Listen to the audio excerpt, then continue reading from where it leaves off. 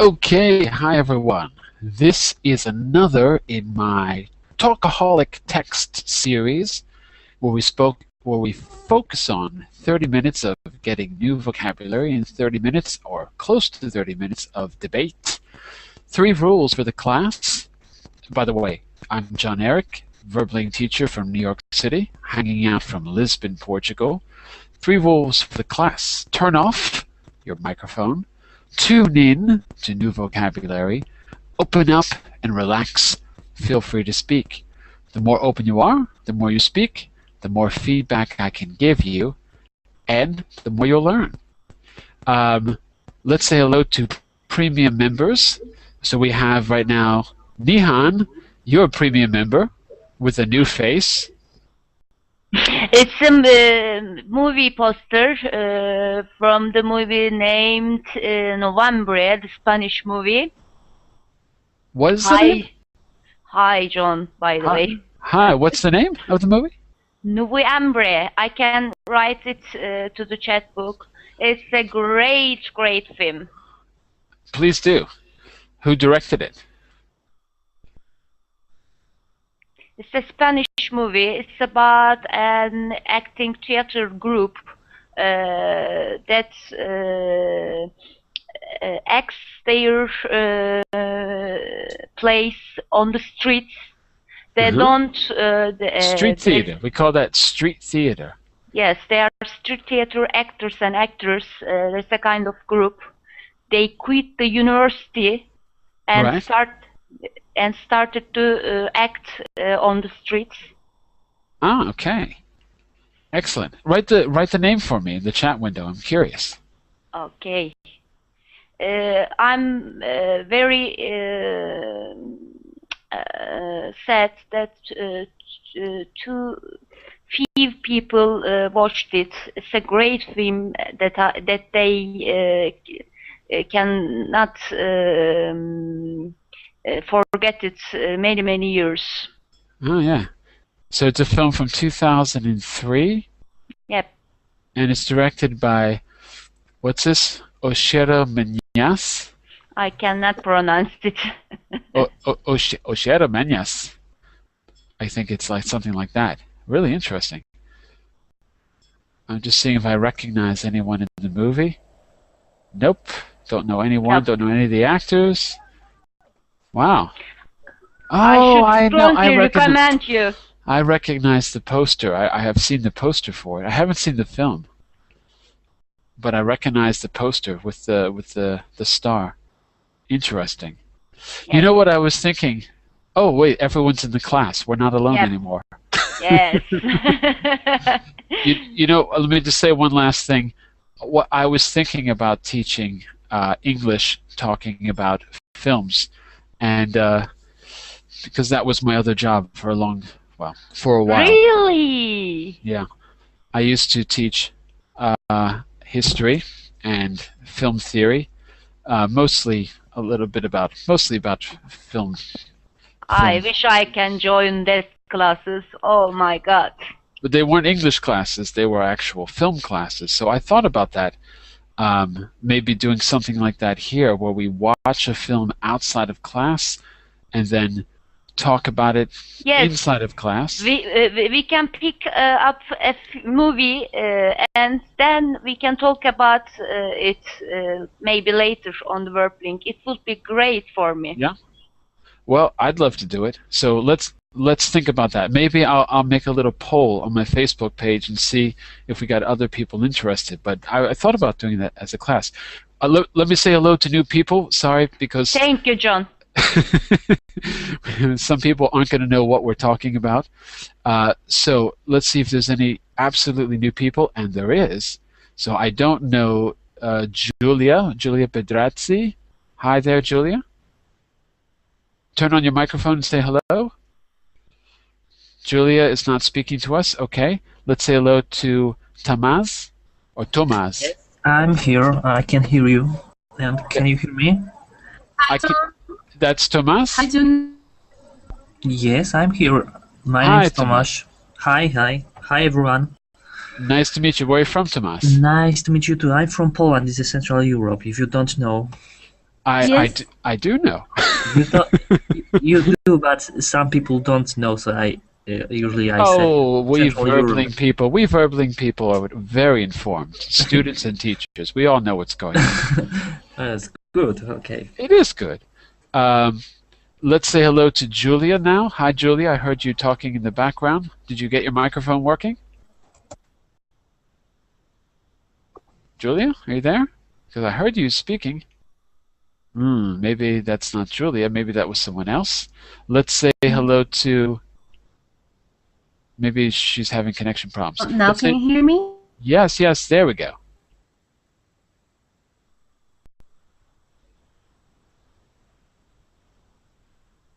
Yes?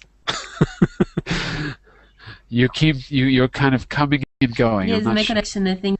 Oh, okay, I hear you now. Good. Where are you from, Julia?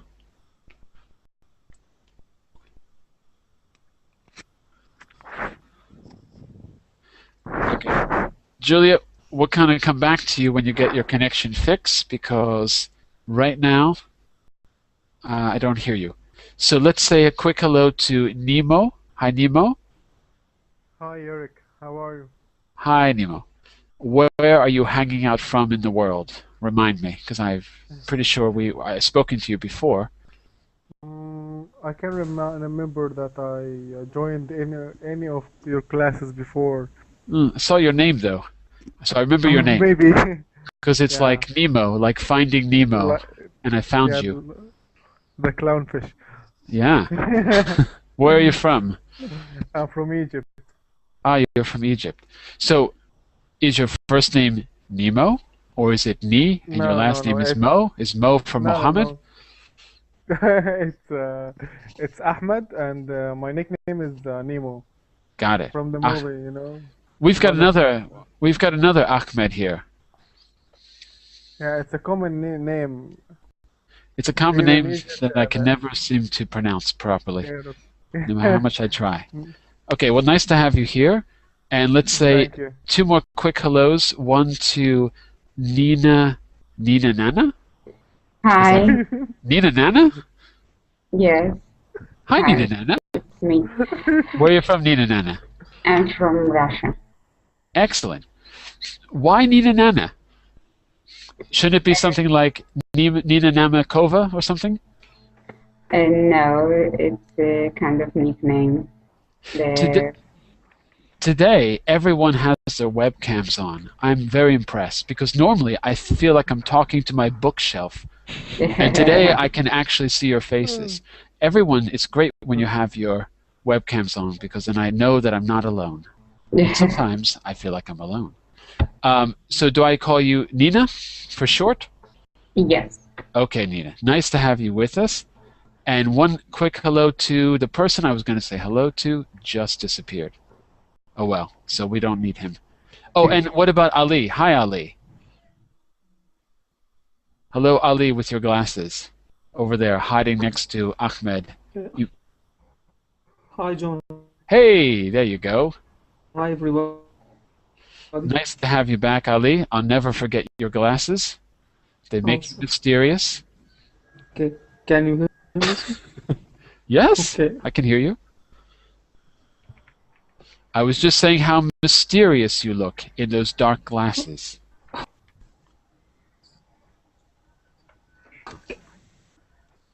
Thank you. You're welcome. No problem. Listen, everyone. These classes are advanced classes, so...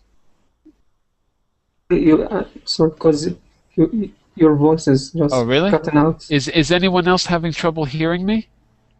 No, I don't have. Well, Ali, maybe your connection, maybe there's some problems in your connection or in your country. Sometimes the connection is bad in different parts of the world. But I think everyone else can hear me. I'm not sure. Ahmed, can you hear me okay? Yeah, I hear you perfectly. Okay. Yeah. Okay, so listen, everyone. I want you to open the text if you haven't already. Okay? And because we want to get started doing some reading and getting used to some, hopefully, new and interesting vocabulary. And if you need the link, it's there in the chat window. And if you're outside the chat, Verbling chat, I'm going to put it there in the regular Google chat as well. Okay? So let's get started with reading. It's a short article. I have lots of questions for you. And whenever we do this Talkaholic text series, the purpose is talking, but I also have some quizzes for you where I post the answers. In fact, I'm putting the links on the links section of the text. So later on, you can read the text again now that you understand it better, and you can try to answer those questions on your own, and you'll get the answers there. And if you don't understand the answers, find me on Facebook or Google+, and I'll help you. Okay, so this one, Talkaholic Text Series number 4, No More Typed Passwords. Berkeley researchers develop pass thoughts. What do you think a pass thought is? What do we mean by the word to think, thought? Yeah, say that again. I'm sorry, Nina. The root is to think. To think. Yeah, absolutely. So what do you think a past thought is? You're absolutely right. The root is to think. What's a past thought? Not a past thought, but a pass with an S. Password, like yeah. Password. So it's a combination of password and thought. Absolutely. Like we have a print password, fingerprint password right now. You want me to write password? No. We have today we have technology of I see, yes. Written passwords, written. Not only the written password. Not only written? Really? What do you mean? Fingerprint password. Oh, that kind of print. Oh. Or retina. Yeah, that's another one. The retina scan. Yes. Yes. You scan your fingerprint. We've got. I remember when I was working in New York in a summer job, I had to scan my palm. I had to put my palm on the hand scanner to get in and out of the building. I was a bartender one summer, and I thought it was funny because I was the only one. Well, I was one of the few bartenders there who did not have a criminal record. And yet, I was the only one. I was the one who had to scan my palm because I was thinking, you should be worried about the other bartenders. Anyway, and this was a very big event center in New York, many years ago. So yeah, we've got different technologies. Fingerprint, retina scans. What's a retina scan, Hazel? I think you brought that up. How does that work? From movie, I know when it's a camera, I think, and every person has a different retina or iris. I don't know exactly, something in the eye anyway. Yeah. And every person has a different kind of retina. That's why they are different, and you can recognize the person. Ahmed is saying eye print. I like that. I think you should copyright that very quickly. Eye prints. Why not? And it's true because the retina inside of your eye, which is the part that the light catches. Retina is behind the eye. Yeah, I can't put my finger directly on it because it would hurt, but it's back there. And everyone has a different retina because of the way your blood vessels are, right? They all are unique. May you write it down on the chat, please? I'll try. John, yes. don't you think that about privacy? They are collecting your informations, although. You mean that it will be that we shouldn't have palm prints and retina prints and things like that? Yes. That's the big question, isn't it? That's yes. what we want to talk about. Where the limits are. I mean, just as a quick example, in the United States, we don't have ID cards, right? But in Europe, it's perfectly normal. Yes. So why? What's the problem with ID cards? Where I live now, I'm living in Portugal right now. I don't know how long I'm going to be here, but for the moment I'm still here because things are not good here. So maybe I'll have to leave again. Have you got a identity card? Yeah, I have an ID card, and it has my fingerprint on it because we have to. We get fingerprinted in Portugal. In Portugal, yeah, and the new cards have they're all in a central database. I have an old card, so they just took my thumbprint. But the new cards, they're all in a central database, and they count as your signature. So you don't have to be present. Someone can bring your card, and that counts as your signature because your signature is on file on a central database connected to the chip in that card. So wow, it's very dangerous. And if you lose this card? Yeah, but then again, if you lose the card, everything is centrally controlled, so you can cancel it instantly. And I've never heard of a single problem here. Maybe I'm just not reading the newspapers, but I never heard of a problem. Tomas, what's it like in Poland? Do you have something similar? We have an identity card, and it's quite normal, and everyone has a, but without the print. No fingerprints. Fingerprint. No fingerprints are there. Only photos of your photos on and number of your data. Yeah, regular ID. That's all. And so that's pretty. Does anyone live in a country where there are absolutely no ID cards? Because I think the United States is unique in that sense. You know, I think that we have a culture where we think that that's an invasion of privacy. We call that an invasion of privacy. So how police can recognize who is who, and for example, you commit a crime and what's going on? Exactly. It's not very well systematized, and we have a federal system and a state system and a local system, 3 governments.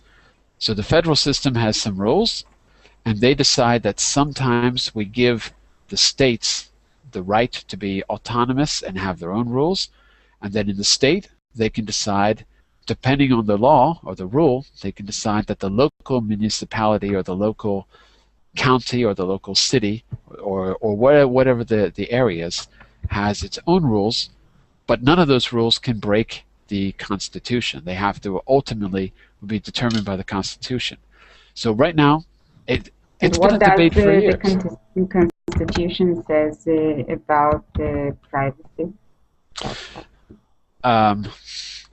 Well, what the Constitution says, if you follow the news, is interesting because the federal laws break the Constitution. So the Constitution says you have I used to have the Bill of Rights memorized, but I don't have it memorized anymore. It's been a while. When I was 16, I could actually recite at least the beginning of the Constitution and the Bill of Rights. But the famous ones are the right to free speech, First Amendment, right? We call those the Bill of Rights.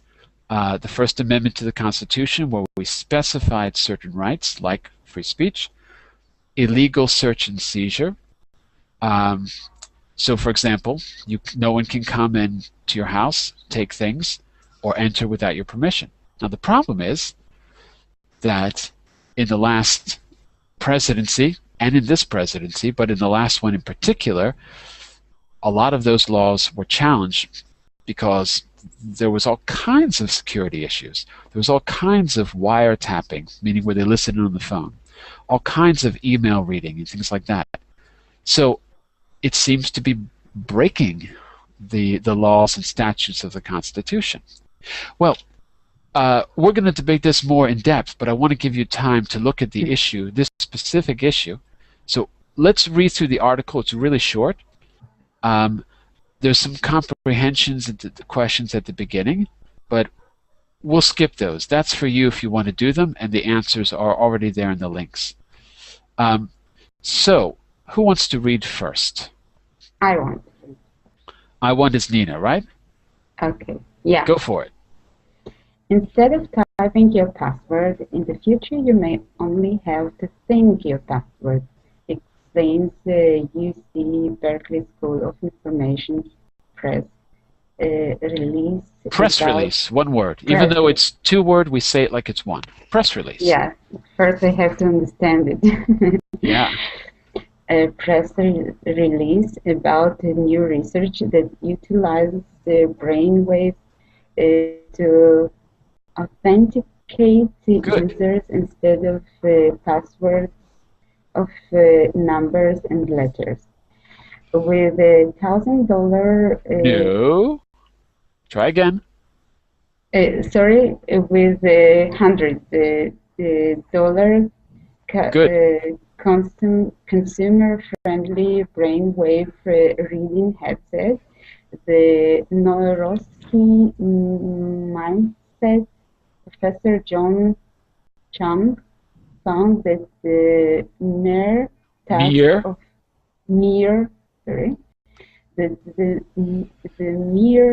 task of concentrating on one's breath was enough to uniquely identify them. Yeah, there's a lot of information in that one paragraph. Can someone say that in their own words? Try to simplify it a little bit. A lot of information. Yeah. Or you can try, Nina, if you want. Okay. The Professor John Chung.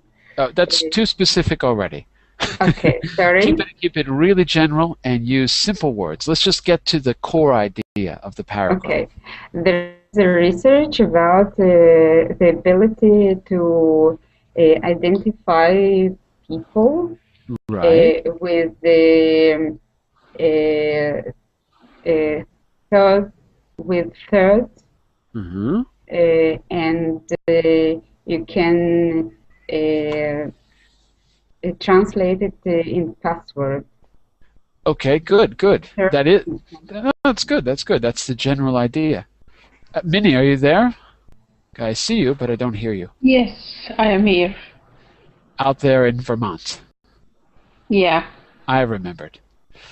Minnie, how, according to the first paragraph, can you translate thought into something that can be read? Is that clear, more or less, from the first paragraph? What would you say? Yeah. They use the brainwave and with the headset. Then they concentration 100%. Okay. Also, they use our breathing pathway, like. Right. You just got the three core ideas, but how are they linked together?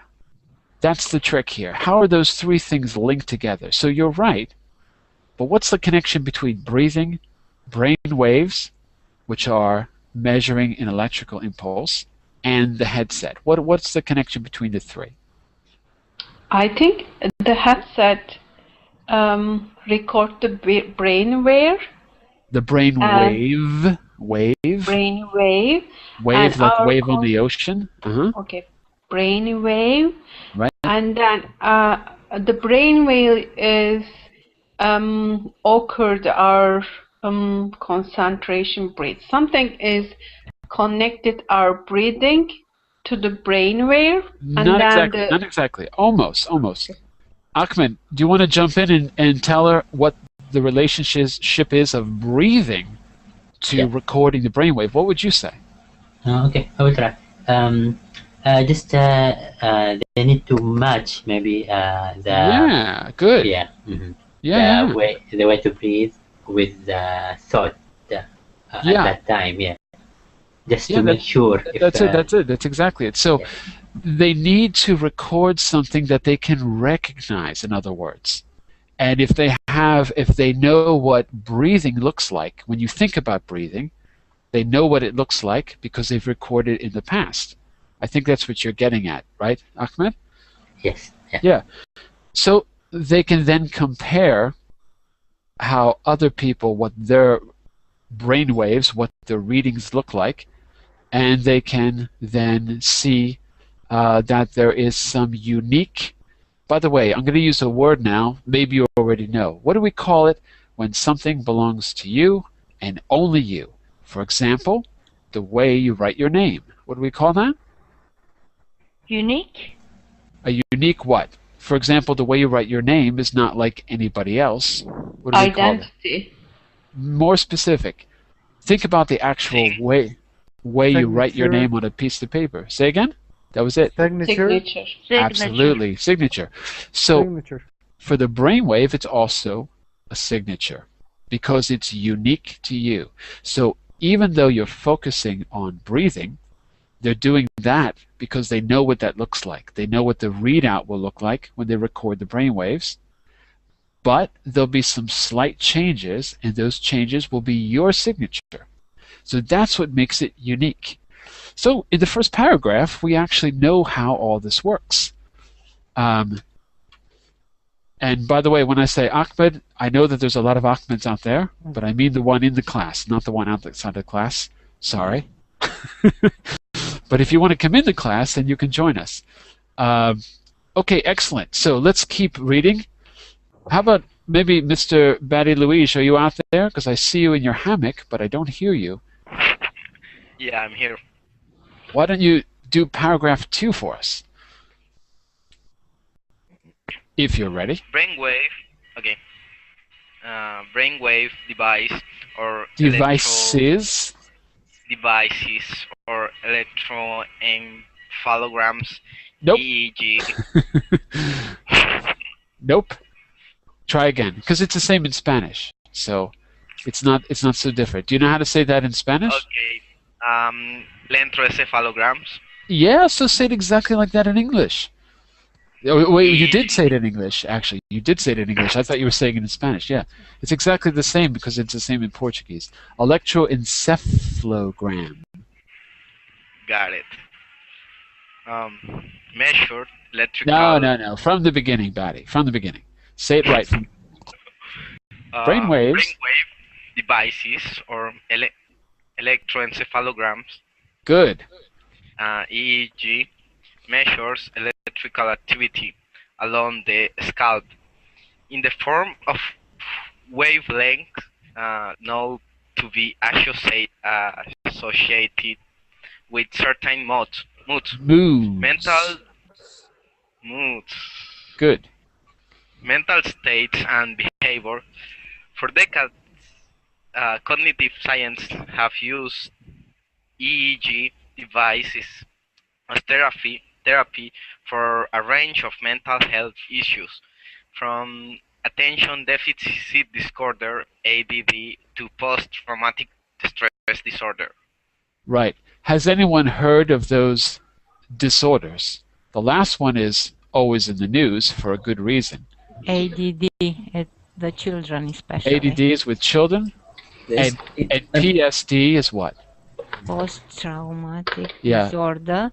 For example, when come from the war. Exactly, that's officers. Exactly. So people suffering trauma from war, that's called PST, PTS, isn't it? Post-traumatic stress, PTS. Well, no, that's not what we call it in English. I think it's PSD, post-traumatic stress disorder. I think it's PSD we call it. Anyway, that's it. I think so. That's the one that you hear about because of all of the horrible things that are going on in the world and haven't stopped since the 20th century. So let's continue, unless there's a question about that paragraph. Let's continue. Hazel, want to continue with 3? Yes. As technological advances shrunk the size and cost of EEG devices, a small cottage industry of consumer products like the Neuroski have brought the possibility of therapy and mind control computers into the home. The image above is our own Anthony Ha wearing... someone's name, I don't know. Okay. Anthony Ha wearing Neuroski enhanced cat ears that rotate when the user is paying attention. Yeah, if you click on the link above, you can go to the original article and see the picture, but I didn't include it here. Okay. All right. So, why is this possible? This is for anyone in the group. Why is this suddenly possible, whereas before it was not impossible, but not very practical? What's changed? The prices of these devices. I heard too many people talking. Thomas said it's cheap today. It's cheaper, and Tomas, I think you were talking as well? Yes, I said that the prices has changed, and now it's less expensive and everyone, and it's easier to buy it and to afford for it. Okay, so the prices have definitely gone down. And what else has changed besides the prices? Not just the prices. Technology. The size of the device. Yeah, talk about that a little bit. That's you, Nemo, isn't it? Yeah. Talk about that. You're absolutely right. Before nowadays technology, the device, I think, and what the paragraph refers to, that the device was very big, and it's hard to deal with it. And absolutely, now it's smaller. Right. They made it smaller now. Yeah. For example, have you ever seen? Don't mute Nemo. He was talking. But he's clicking. I know, but he's talking, so you can't mute him when he's talking. He's allowed to click when he talks. Okay. Sorry to cut you off, Nemo, but absolutely. Has anyone seen a polygraph? Do you know what a polygraph looks like? I heard about only in movie I saw when a prisoner or somebody who is in jail is tested if he says the truth or he lies, isn't it? If he is telling the truth or is lying. Right, that's a polygraph, right. Polygraphs are great because they're very easy to fool, so they're not legal in the United States, although we use them anyway, even though they've been proven to not be effective, because it's easy to trick them.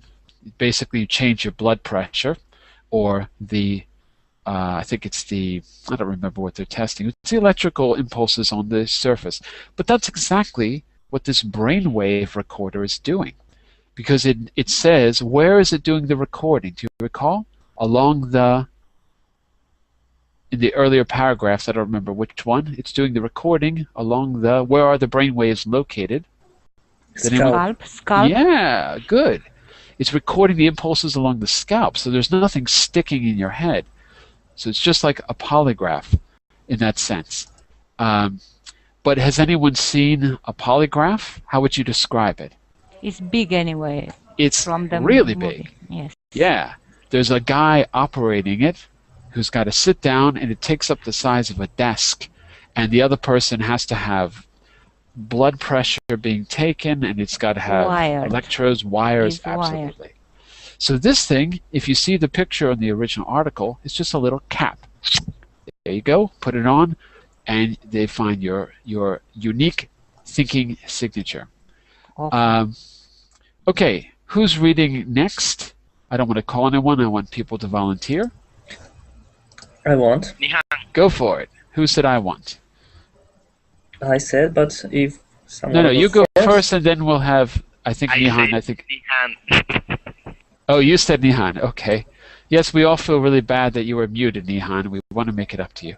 But Thomas, Tomas, I'm sorry, you go first.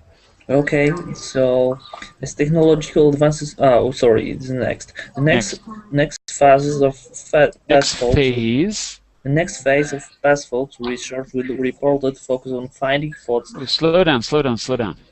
Go slow. Focus on finding thoughts that are user-friendly.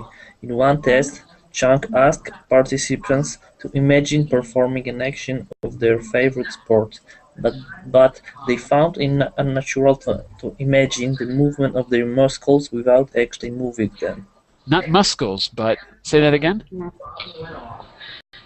Muscles. Nope, there's no k. The C is silent. Muscles. Muscles.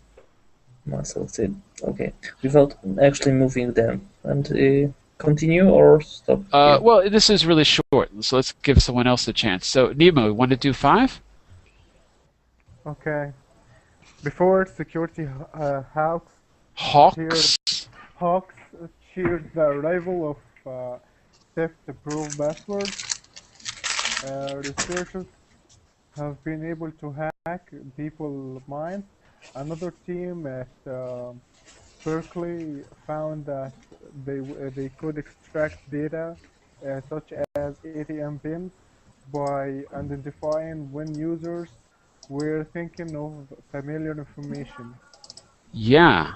So that's a really important paragraph, actually. That's got some very unusual findings. We'll come back to that in just a moment. Good reading, by the way. Thank you. Just a quick question. Security hawks. What kind of people are security hawks? And why are they cheering for the arrival of theft-proof passwords? Anyone want to venture a guess? Hawks, I know it's a bird. So these people must be like these birds, very aggressive. What do we call hawks and falcons and eagles? What do we call those kind of birds? There's your clue. Wild carnivore. They're carnivores, and what's the other? I heard someone else say wild birds. Birds of prey. Predator. Ahmed, yes. You are the man. Predators. Say that again. Ahmed, say that again. Birds of prey. Birds of prey. Yeah. Ahmed is the only one who knows how to use Wikipedia. No, I didn't. It's true. They're called birds of prey. And as you were saying as well, Hazel, they're carnivores, so they're hunters. Birds of prey means they are hunters. They are preying on little rabbits and fuzzy, cute things that they eat. So how are the people like hawks? What would you imagine? Aggressive? Something like that, yeah. Yeah, exactly right. Aggressive. Thieves. Say again, Nemo? Thieves. Or hackers, something like that. Well, they might be hackers, but let's look before we get to the word, because later on in the paragraph it says researchers have been able to hack people's minds. We'll get to that in a second. But first, we've got this word, I'm going to put it in bold. Security hawks cheer.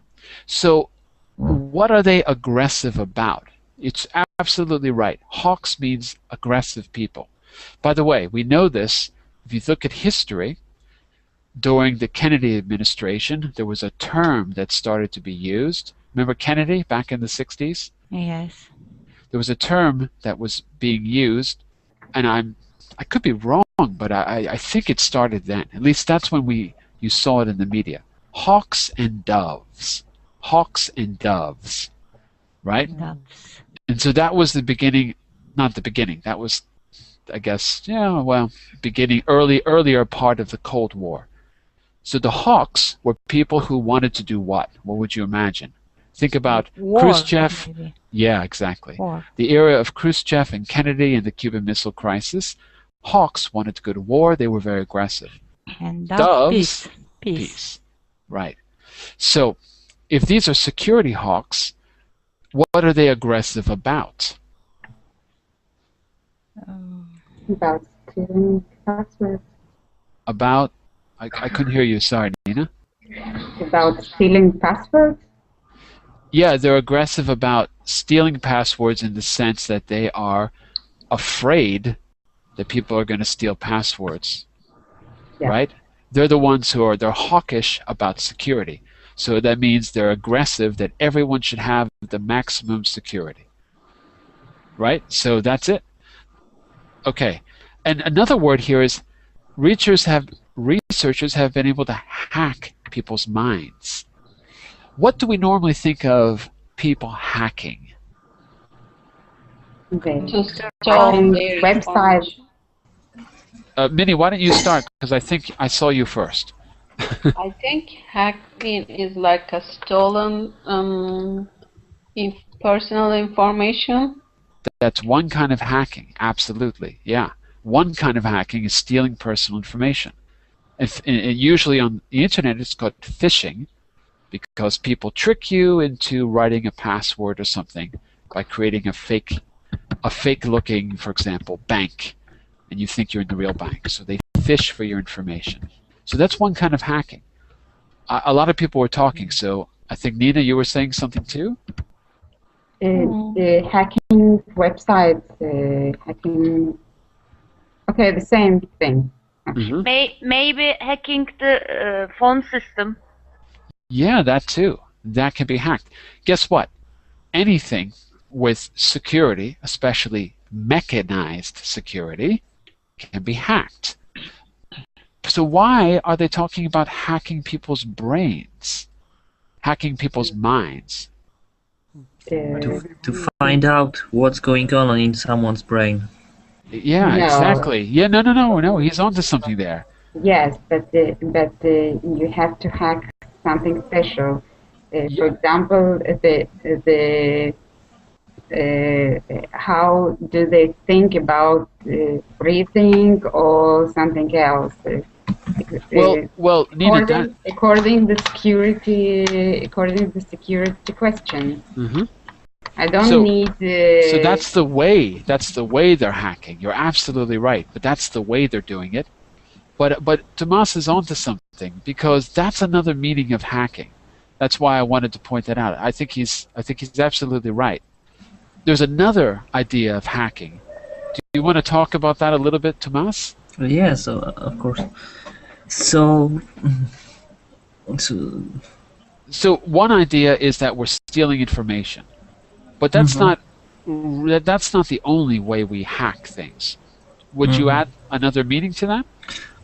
Yes, another meaning is what I said. That is to find out and to know what someone's think and what he's going to do in future, and how he will be, she or he will behave, and to take control on his brain and to. Oh, why? So. Not maybe Something wrong with your camera? Yeah, because I turned down the bandwidth. Hold on a second. I'll turn it back up. Yeah. No. I was trying to get better bandwidth. So, but if I turn it down, I look like I'm a ghost. Sorry. Yeah. So, apparently Tomas is living in a science fiction movie, but he's got some good ideas there. So it's I don't know about taking control of your brain, Tomas. It's possible. Yes, but in meaning that they want to guess what someone wants to do, and to avoid some maybe terrorist attacks if someone will think about it, and to avoid. Wow. Okay, thank you, Steven Spielberg. Actually, that was the plot of Steven Spielberg's Philip K. Dick movie called, what was that movie that he made with Tom Cruise a couple of 5 years ago? Minority. Yeah, that's it. Minority Report. That's it. Minority Report. Yeah. That's it. But I like that idea, because that's another meaning of hacking. Hacking. First of all, the word means to cut, right? That's clear? Hack means to cut. Where does it come from? It comes from hacking through the jungle, right? You have to hack at the tall plants and the vines of the jungle to get through a thick jungle. You hack it. And the reason you hack it is because if you didn't, it would take you a lot longer to go around the jungle than it would to go straight through it. So, shortcut. A shortcut, absolutely. But what Tomas is saying is also part of hacking, which is the process of hacking teaches you about what you're dealing with, because it's going to be difficult and it's kind of improvised and it sort of takes some kind of effort, but it teaches you a lot. So hacking has more than one meaning. It's not just stealing things. It's also trying to find a shortcut or learning through the process of especially cutting through or somehow deconstructing something. So that's a variety of ways. And hackers are not all bad, right? There's also, well, I don't think any hackers are bad, unfortunately. I think that usually they're quite good, although there are definitely some people that have scammed. But anyway, just to show you that there's more than one meaning for that word, and they're all, it's important to know the different meanings so we don't think it's entirely a negative word. Okay, in the last paragraph, I'll read it because it's one sentence. So, if past thoughts ever become mainstream, it might not be wise to have your signature thought be something incriminating. Just think about handing off candy to a baby, your signature thought. So imagine, what are they implying is going to be your password in the future? What's the implication of that last sentence? Popular will become popular. More than that, yeah. Popular is one point, but what are we going to use specifically instead of a password? In other words, they define what past thought means. They give it kind of an example, don't they? Yeah, you can cause to the person to think about the question for the password. Yeah, or think about something specific that only you know about, right? Just think it, and the system would recognize it. Nina, what would your past thought be when it comes time to create past thoughts? What's your past thought going to be? I imagine my most beautiful dress. Really? Nina, the first rule of past thoughts is that you don't tell anyone what they are. So you just failed the test. I'm just curious. I'm very worried about my privacy, so I don't give my fingerprints and everything else. So I will keep my passwords in the future too. Yeah, and yet here you are in Verbling, being broadcast to the world right now, both of us, all of us. So what do you think about that? I'll change my password. Yeah, I mean, at first it kind of bothered me as well, because I didn't really even want my face out there. I didn't like the idea of recording the classes. But then I realized that no one really cares.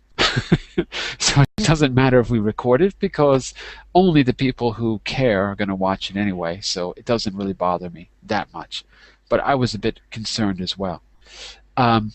Does anyone think that the past thought idea is going too far? Yes, I think it's too far. So.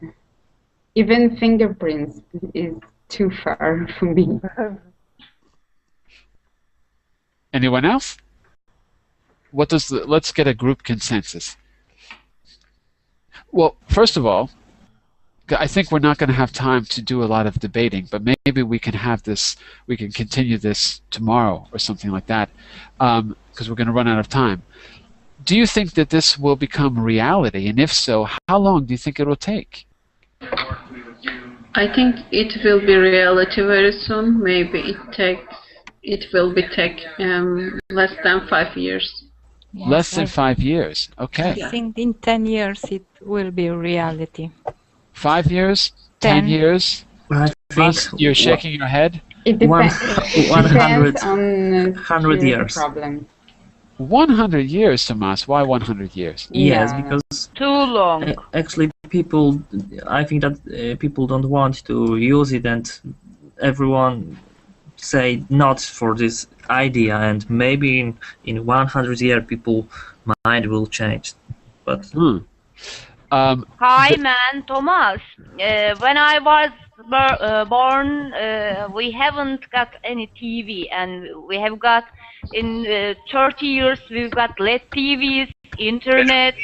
Yes, but 100 years is very, very long time. Yes, but we can't compare these two things. It's two different things to compare. Yes, it's about technology, but another kind of technology. TV, it's not something like this. I don't mention about only TV. I mention about internet. Already. Does anyone know? You know what, Thomas? Go ahead. Yeah, sorry, I interrupted. Go ahead. You know what? They already have the idea of it. Only the way to apply it. It's a matter Not of only time the idea, to be they able to have do the that. technology. Yeah, they already have everything. They just need to try to make it easier to shrink apply. expenses, costs, and Does everyone know? 1 year is enough. Is enough. 1 year. And I will be the one who make this idea become true. Really? You're the one? What are you doing to make it come true, Nemo? I'm just curious.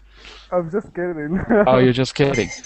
Does everyone know who this guy is? Look in the chat window. Does everyone know who Ray Kurzweil is? No. I think I heard his name. You did, because you heard me say it in another class. That was me. I don't know if you remember the talk that we had, but the reason I'm mentioning him is because I'm just trying to look at the. I talked about him, okay, because he's got a book, The Singularity is Near. That's what we were talking about. I don't know if you remember that, Minnie. I talked about the singularity. So his idea is, if I understand correctly, I haven't read the book, but I know a bit about him. So his idea is that technology and biology are going to fuse together, and they're going to become one thing, and all the technologies will converge. He calls that the singularity, if I understand. This is not some crackpot, by the way. You may think that he exaggerates or whatever, but he's very famous for making very accurate predictions about technology, and I think he was just hired by Google. I remember. Yeah, hold on a second. He's the director of engineering at Google now. So yeah, he was just hired by Google as one of their new, because people that Google's changing, and Eric Schmidt is leaving or supposed to leave or something, so things are being shooken up a bit. But the reason I'm mentioning him here is not because of the singularity or any kind of kooky theories. It's because of a very accurate prediction, and I'll give you a quick link to this in a second. Hold on, let me just see if I can find the right name, because there's a specific name here. There's I can't. I'm looking at the Wikipedia page, but I don't see the name. There's a kind of a mathematical formula that says processor speed on computers will double in speed every X amount of years, so that processors were getting sort of exponentially faster. This was a big prediction, and then he, I think, built on that later to talk about all of technology. I wanted to bring that up. So this is what I suggest we do. This is a big issue. So I think what we ought to do is continue this in another class where we really can have a full debate and talk about it, because we're going to run out of time. And in the meantime, what I can do is maybe I could find something on him and this theory. The reason I'm mentioning it, by the way, is because of what Nemo said. In 1 year, it'll be ready. I agree with you, Nemo. I think in 1 year it will be ready as well. If I had to make a guess, if my second guess would be within 5 years, but I think within a year. I don't mean it'll be commercialized in a year, but I think it would be at least possible that it's used, partly because of this algorithm, or it wasn't an algorithm, it was just a formula of how long it takes to speed up processors. And right now, they're working with quantum processors. So that means instead of working with zeros and ones, we're working with a whole range of calculations.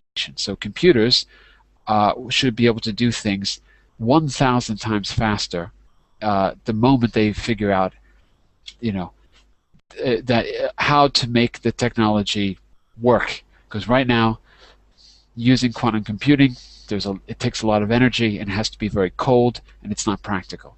But there's a lot of stuff out there, companies making claims. So we'll have to see what comes true. So what I would suggest is maybe what I can do is find this other article, or find an article about his theory, which might be interesting, and then we can continue our discussion on that. Does that sound like a good idea? Yeah. Okay. Yeah? All right. So I'm going to see if I can do that for tomorrow night. And just a quick question. Is this time good? Because earlier people were saying this time is a little too late for most people. So is this a good time for all of you? Or a bit late for me. Good. For me, it's gone. Because it's 2 in the morning in Turkey, but it's okay for me. Well, I was thinking about moving the class 2 hours earlier. Oh, damn. It would be great, of course. What were we saying? Of this time. What about you, Minnie? Inga and me prefer earlier. What about you, Minnie? I cannot join early class. I can join maybe 1 hour early, but I cannot join 2 hours. Yeah, but I have a student 1 hour early, so it really has to be 2 hours. Well, I'm not sure how we're going to do it. But Minnie, you can... Do not change the time. Well, I had a lot of requests to change it. That's why I was asking. I'll tell you what. Maybe I'll make a little poll on my Facebook page and see what the answers are. But I think for the rest of this week, I'm not sure. Okay, I have to think about it. Anyway, I'd like to continue this discussion tomorrow. What I'll do is give you a different point of view. I'm going to see if I can find something on what I was talking about from Mr. Ray Kurzweil, and we can keep going with our discussion and look at it from a slightly different point of view tomorrow. But some of you want to go to other classes, so I'm going to stop the class now. Okay? Remember, you can follow me here on Verbling to see my schedule, and you can find me on Facebook or Google Plus if you have any questions. Or, don't forget, you got the answers to the quiz from this article in the links. So go to the top, and you've got all the answers for the comprehension questions and the, whatever it is, the word hunt for the vocabulary. Okay? So if you don't understand the answers, just drop me a line, and I'll be sure to help you. So we're going to stop here, and we're going to continue our discussion tomorrow. John, please do not miss the idea of the movie classes. Okay, yeah. No, I won't. That's a good idea. Okay. See you later. Okay. Bye, everyone. Have a good night. Bye-bye. Bye. Bye.